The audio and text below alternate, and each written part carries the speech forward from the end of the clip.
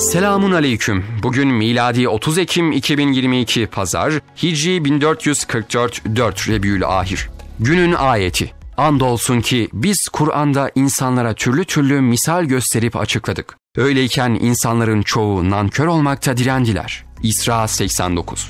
Günün hadisi. Erkeklerden Allah'a en sevimsiz olan şiddetle düşmanlık yapandır. Müslim. Tarihten haberdar olmak için tarihte bugün neler yaşandı hep birlikte bakalım. 1905 aspirin ilk kez satışa sunuldu. Ağrı kesici özelliğiyle birçok hastalıkta yardımcı ilaç olarak kullanılan aspirin, günümüze değin ilgisini kaybetmeyen nadir ilaçlardan biri olmuştur.